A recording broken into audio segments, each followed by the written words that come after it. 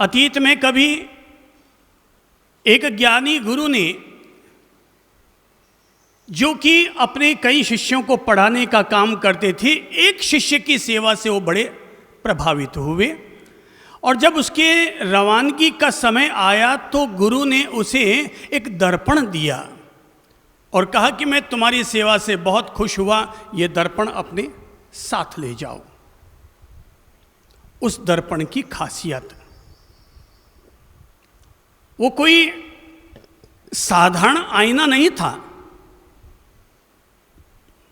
वो जिसके सामने वो आईना कर दिया जाए तो आदमी के अंदर की स्थिति क्या है वो उभर करके आईने में नजर आ जाती है।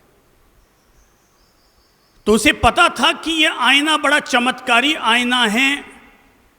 आईना आदमी क्या है केवल उसका चेहरा नहीं दिखाता, बल्कि उसका अंतर मन क्या है, उसका अंतर हृदय क्या है, वो उसे प्रतिबिंबित कर देता है। उसने सोचा कि पहले आईने को अपने गुरुजी के सामने ही कर लूं। गुरुजी उधर बैठे थे और उसने सीधा आईना गुरुजी के सामने कर दिया। गुरुजी को पता भी ना चल पाया कि कब उसके सामने आईना किया गया, और जैसे ही उसने आईना किया, आईने में गुरुजी का अंदर का बिंब दिखाई देना शुरू हो गया और उसे नजर आने लगा, मेरे गुरुजी में तो बाहर से अनुशासन दिखाई देता है पर अंदर से तो बड़ा गुस्सा भरा हुआ है। मेरे गुरुजी तो शिष्य और शिष्य में भी बड़ा भेद करते हैं। अरे मेरे गुरुजी में तो बड़ी जलेसी भी है, ईर्ष्या भी है मेरे गुरुजी में। अरे अरे अरे अरे, मैं तो अपने गुरुदेव को क्या समझता था, और ये तो दुर्गुणों के भंडार हैं। नहीं, अब मुझे यहां नहीं रहना चाहिए। वो वहां से निकला, गया सबसे पहले अपने मित्रों के पास, एक एक मित्र के पास जाकर के मैं इनको भी तो परखूं कि जिनके लिए मैं रात दिन इतना दौड़ता हूँ, भागता हूँ और मानता हूँ ये मेरे जिगर के टुकड़े हैं। एक एक के सामने गया तो एक एक को देख रहा है, किसी में कोई अवगुण, किसी में कोई अवगुण, कोई अवगुणों का भंडार, कोई अवगुणों की डिक्शनरी। अब जिसके सामने जाता है उसकी कमियां उसकी आईने में सामने आ जाती है। बताते हैं वो आईना बड़ा अद्भुत था। किसी भी आदमी को परखने के लिए वो बहुत बड़ा मापदंड बन जाता था। अब वो एक एक मित्र के पास गया। अब जो आईना गुरुजी की भी कमजोरियां दिखाए, गुरुजी की भी गलतियां दिखाए, अब वो बाकी के आदमियों की कितनी गलतियां दिखाएगा तो अपन खुद ही अपनी कल्पना कर सकते हैं। तो आखिर वो मित्रों, परिचितों, यार, दोस्त, पड़ोसी, सबके पास होता होता और सबसे नफरत करता हुआ सोचा कि चलो मैं अपने माँ बाप के पास भी चला जाऊं और उनको भी देख लेता हूं कि वो अंदर से क्या है। माँ के पास गया, माँ के सामने आईना किया। आईने का तो काम ही यही है कि जिसमें जो कमियां हैं वो बता दे। आईना विचित्र था, विशिष्टताएं नहीं बताता था, कमियां क्या क्या है वो झलका देता था। माँ को भी देखा, पिता को भी देखा। अरे मेरे पिता के मन में तो ऐसा दुर्भाव है, वो मुझे पढ़ा जरूर रही है पर उनके मन में तो बड़े ख्याल है कि मेरा बेटा, हम इन पर इतना खर्चा कर रहे हैं, ये बुढ़ापे में हमारे कोई काम आएगा कि नहीं आएगा। अब वो माता पिता की भी छवि को देखा, उनके मन को भी पढ़ा, उनकी कमियों और कमजोरियों को भी देखा। बेटा अंदर से सन्न रह गया, दिमाग उसका इतना ज्यादा नफरतों से भरता चला गया सबके प्रति कि वो तो आधा अर्ध विक्षिप्त हो गया कि ऐसे तो मैं जिसके सामने जा रहा हूं, कोई आदमी मुझे अभी तक ऐसा नजर ही नहीं आया जिसके सामने मैंने आईना किया हो और वो मुझे सही नजर आया हो। राजा के पास भी गया, उनकी भी यही हालत। अब वो सबको दिखाते दिखाते आखिर तंग आ गया, बोले जाता हूं और गुरुजी को वापस उनका आईना दे आता हूं। घूमता घूमता अक्सर होता यही है, आदमी आखिर वहीं पहुंचता है जहां से वो यात्रा शुरू करता है। इसलिए आदमी कम और घाणी का बैल ज्यादा होता है। और वो घाणी का बैल बना हुआ वापस घूमते घामते वापस अपने गुरुजी के पास चला आया और गुरुजी के पास आकर कहा, गुरुजी मैं तो तंग आ गया, ये आईना पता नहीं क्या है, जिसके सामने जाता हूं हर एक की कमियां दिखाता है। गुरुजी ने जैसे उसका चेहरा देखा, उसकी शिकायत सुनी, तो पता नहीं उन्हें क्या जची, वो हंस पड़े। बोले गुरुजी आप हंस क्यों रहे हैं? बोले मैंने ये आईना तुझे दुनिया को देखने के लिए नहीं दिया था, ये आईना मैंने तुझे अपने आप को देखने के लिए दिया था। बोले गुरुजी मैंने तो आपके सामने भी इसे किया, आप में भी इतनी कमियां, ये कमियां उसमें कमियां, मम्मी में, पापा में, राजा में। बोले मैंने ये आईना, बाकी सारी पढ़ाई तो मैंने तेरी यहाँ पर करवा दी थी, बाकी सारा शिक्षण प्रशिक्षण मैंने तुम्हें दे दिया था, पर खुद की कमियां देखना, खुद की कमियों को कैसे दूर किया जाए इसका रास्ता ढूंढना। अपदीपो भव, यहाँ तो अपना दीप खुद ही बनना पड़ता है। गुरु कब तक दूसरे की कमियां दिखाता रहेगा? इसलिए हर आदमी को अपनी कमियां खुद ही देखनी और दुरुस्त करनी होती है। सो मैंने तुम्हें ये आईना दिया। मेरे बच्चे, तुमने गलती ये की कि तुमने ये आईना लोगों के सामने किया, हकीकत में ये आईना स्वयं को देखने के लिए है। और जैसे ही उसने ये सुना कि ये स्वयं को देखने के लिए, उसने झट से आईना लिया और अपने सामने किया। और ये देखकर चौंक पड़ा, मेरे भीतर इतनी सारी कमियां। मैं तो समझता था मैं तो एजुकेटेड पर्सन हूं, मैं तो मातृ भक्त, पितृ भक्त, गुरु भक्त, और यहां तो मेरे भीतर इतनी इतनी शिकायतें, इतनी इतनी पीड़ाएं मेरे भीतर भरी पड़ी। अरे लगता है मैं जितने अब तक लोगों को देखकर आया उनसे कहीं ज्यादा दुर्गुण तो मेरे अकेले में है। बोले गुरुदेव मैं तो ये आईना कोई हालत में नहीं रखूंगा। बोले मैंने कब कहा कि ये आईना जिंदगी भर तुझे रखना है? ये आईना तो केवल घड़ी दो घड़ी रखने का था, और ये खुद को देखने के लिए है, ताकि आदमी अपने भावी जीवन में अपने उन अवगुणों पर कंट्रोल कर सके, नियंत्रण कर सके और उन पर विजय प्राप्त कर सके। हमारा सत्संग उसी आईने की तरह है, और ये आईना दूसरों को दिखाने के लिए नहीं है। ये आईना मैं देखूं, ये आईना आप खुद देखें, ना कि मैं आपको आईना दिखाऊं, बल्कि हर व्यक्ति खुद ही अपना आईना देखे और समझे कि मेरे भीतर क्या खासियत है और क्या खामियां है। किसी भी बेटे की ताकत नहीं होती कि वो बाप से कह सके पापा जी आप में ये 10 अवगुण हैं। किसी शिष्य की ताकत नहीं होती कि टीचर से जाके कह दे कि गुरुजी आप में तो ये कमियां हैं। हमारे यहां पर समस्त महापुरुषों ने व्यक्ति को एक आईना दिया है और ये दिखाने का प्रयास किया है। व्यक्ति एकांत में जाकर बैठे, मेडिटेशन करे, ध्यान करे, और ध्यान करके अपने भीतर रहने वाली कमियों और कमजोरियों को समझे। दुनिया में दूध का धुला कोई नहीं होता है। हर आदमी के भीतर 10 अच्छाइयाँ होती है और 4 कमियाँ होती है। 10 अच्छाइयों के बलबूते उसे अपना जीवन जीना होता है और 4 कमियों को उसे जीतना होता है। लोग परेशान क्यों हैं?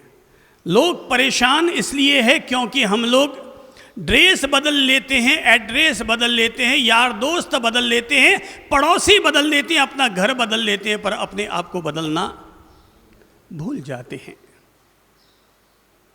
और दुनिया के सारे ज्ञानियों का ज्ञान अगर एक लाइन में पिरोना हो तो केवल एक लाइन में पिरोया जा सकता है कि तू दुनिया को सुधारने की कोशिश बंद कर और खुद अपने आप को सुधारना शुरू कर दे। एक पति अपनी पत्नी को सुधारने के लिए प्रयास करता है और एक पत्नी हमेशा अपने पति को सुधारने का प्रयास करती है। हमेशा पत्नी टोकती रहती है, देखिए आपने ये नहीं किया, देखिए आप वहाँ ध्यान नहीं रख रहे हैं, देखिए आप वहाँ ऐसे चले गए, देखिए आपको ये करना चाहिए, देखिए आप। इसीलिए किसी भी पत्नी के सामने पति की तारीफ कर दी जाए कि बहन जी आपके पतिदेव बहुत अच्छे हैं, वो कहते हैं मेरा जीवड़ा जानता है ये कितने अच्छे हैं, मेरा जीवड़ा जानता है ना। यहाँ पर दुनिया में सबको जीवन जीने की कला से सुपरिचित होना चाहिए और हर व्यक्ति को अपनी जीवन के वृक्ष की जहाँ ज़रूरत है वहाँ सिंचाई करो, जहाँ ज़रूरत है वहाँ बुआई करो और जहाँ ज़रूरत है वहाँ से कटिंग भी करो। तो जीवन की सुंदरता के लिए जरूरी है कि अपनी अपनी कटिंग भी करो। कमियां हैं, हमें हमारी कमियां नजर नहीं आती तो पत्नी नजर करवा देती है, भाई ध्यान दो। हमें हमारी कमियां नजर नहीं आती तो माँ कह देती है बेटा ध्यान दे। हमें हमारी कमियां नजर नहीं आती तो पापा कह देते हैं ध्यान दे। कुल मिला करके ये सब तो हमारे वो गुरु हैं जो हमें हमेशा उन्नति की तरफ ले जाना पसंद करते हैं और जो हमें इस बात के लिए जागरूक करते हैं कि मेरे भाई, मेरे पति, मेरे बहन, मेरी माँ यहाँ से मरम्मत कर लो। गाड़ी पुरानी हो रही है पर कहीं का स्क्रू अगर ठीक कर लिया जाए तो गाड़ी आराम से चलनी शुरू हो जाती है। हम सब लोगों को भी जैसे एक आईना गुरु ने शिष्य को दिया पर शिष्य ने लोगों को देखने के लिए यूज किया, हमें ये आईना अपने आप को देखने के लिए यूज करना चाहिए। अभी भी लगता है भी साल में 360 अगर निमित्त आते हैं तो साल के 360 निमित्तों में से 350 निमित्त तो ऐसे आए जिनका जहर पी गए, पर 10 निमित्त ऐसे आए जहां पर प्रतिक्रिया कर बैठे। तो जहां पर प्रतिक्रिया कर बैठे तो वहां पर अपना संशोधन तो करना पड़ेगा। सामने 50 महिलाएं रोज गुजरती होंगी, कभी कोई प्रभावित नहीं करती है, पर कभी कोई एक महिला आती है और वो मन को अंदर से आंदोलित कर देती है। तो जो कर देती है उस सत्य को भी तो स्वीकार करना पड़ेगा ना। जो अंदर में आंदोलन होता है उसको भी तो स्वीकार करना पड़ेगा। वो स्वीकार इसलिए करते हैं अपन ताकि अपन उसमें करेक्शन करने के प्रति हमेशा लगे हुए रहें। हम लोग अपनी उस तरह की मरम्मत कर सके, इसी के लिए ही अभी अपन लोगों ने त्रिसोपान से गुजर रहे थे। पहला था सहजता, दूसरा था सकारात्मकता और तीसरा है सजगता। नंबर 1 सहजता, नंबर 2 सकारात्मकता और नंबर 3 सजगता यानी इजीनेस, नंबर 2 पॉजिटिवनेस और नंबर 3 अवेयरनेस। जब जब भी हमारे सामने व्यग्रता का वातावरण बने, नेगेटिव वातावरण बन जाए, नुकसान हो जाए, विपरीत परिस्थिति बन जाए, बच्चे हमारी अपेक्षाओं को उपेक्षित कर बैठे, व्यापार में घाटा लग जाए, तब हम इसे प्रकृति की व्यवस्था मानते हुए अपने आप को समझाएं और अपने आप से कहें कि एपी क्या फर्क पड़ता है, क्या फर्क पड़ता है। अपने आप को सहज सहज सहज रखें। कभी नुकसान भी हो जाए तो सोचें कभी इसमें लाभ भी हुआ था और कभी आज नुकसान भी हुआ है। एक पिता ने अपने स्वर्गवास से पहले अपने तीनों पुत्रों को एकत्र किया और जिसको जो देना था उसे समर्पित किया, पर सबसे छोटे वाले बेटे को कि भाई ये अभी तक केवल 28-29 साल का है, अभी इसकी बुद्धि पूरी परिपक्व नहीं हुई है, तो पिता ने उसे अपने करीब बुलाया। भाई बाकी तो धन मैंने तीनों बच्चों में बराबर दे दिया, पर ये एक धन जो मैं तुम्हें दे रहा हूं और ये है ज्ञान का धन, ये है समझ का धन। बोले पिताजी मैं समझा नहीं। पिताजी ने अपने हाथ में पहनी हुई अंगूठी निकाली, पिताजी ने वो रिंग निकाली और बेटे के हाथ में पहना दी और कहा कि बेटा ये रिंग अपने पास रखना, ये मेरी तरफ से तेरे लिए खास तौर पर समर्पित है, पर इस रिंग में जो डायमंड लगा हो उस डायमंड के अंदर एक खास मंत्र लिखा हुआ है, पर उस मंत्र का उपयोग रोज करने के लिए नहीं है। इस मंत्र का उपयोग तुम तब करना जब तुम्हारे सामने कोई बहुत बड़ी मुसीबत की वेला आ जाए, कोई बहुत बड़ी मुसीबत की घड़ी आ जाए और तुम्हें लगे कि अब मेरा कोई सहारा ना बचा, तब तुम इस अंगूठी को खोल लेना। उसमें तेरे पिता का, पिता के पिता का, उनके पिता का, तुम्हारी 7 पीढ़ियों का ज्ञान इसमें समाया हुआ है। बेटे ने कहा ठीक है पापा, हाथ में पहन ली। तो नौका परिवहन का व्यापार था, व्यापार चल रहा था, जहाज उनके देश विदेश में आते जाते थे। एक बार समुद्री तूफान उठा और समुद्री तूफान में उसके एक साथ 3 जहाज माल से लदे हुए पानी में डूब गए। वो समुद्र के किनारे पहुंचा, समुद्र को देख रहा है और सोच रहा है मेरे 3 जहाज डूब गए और पूरे माल से भरे हुए मैं तो सड़क पर आ गया। वो जैसे ही डूबने के लिए, समुद्र में कूदने के लिए जैसे ही पहाड़ पर चढ़ा के ऊपर से छलांग लगाता हूं कि तभी अचानक उसे याद आई अपने पिता की उस अंगूठी की, जो पिता ने कहा था कि बेटा जब तेरे पास कोई सहारा ना हो, जब तुम्हें लगे कि सारे सहारे छूट गए, तो पूरी तरह बेसहारा हो गया, घनघोर पीड़ा में आ चुका है, तब इस अंगूठी को खोल लेना और इसमें तुम्हारी मुक्ति का रास्ता लिखा हुआ है। और तब उसने अंगूठी ली, अंगूठी के हीरे को निकाला, अंदर में कागज का छोटा सा टुकड़ा निकला और उस कागज के टुकड़े पर लिखा हुआ था दिस टू विल पास। क्या लिखा था? जीवन में सहजता को जीने के लिए, क्योंकि उतार चढ़ाव सबके जीवन में आते हैं, ऐसा कोई व्यक्ति होता ही नहीं जिसके जीवन में उतार चढ़ाव ना आते हों। अरे जब राम जी के जीवन में उतार चढ़ाव आए और महावीर जी के जीवन में उतार चढ़ाव आए, बुद्ध का खुद का चचेरा भाई उनका दुश्मन बना हुआ था, तो यहाँ उतार चढ़ाव तो आएंगे ही आएंगे। तो उस समय जब लगे कि मैं उतार में जा रहा हूँ, गड्ढे में गिर रहा हूँ, तब दिस टू विल पास, यह भी बीत जाएगा, यह भी बीत जाएगा, यह भी बीत जाएगा। वो चौंका, अरे मैं कभी सेठ था, कभी मेरे पास अमीरायत थी, वो भी बीत गया, आज मैं दिवालिया के कगार पर खड़ा हूँ, ये भी बीत जाएगा।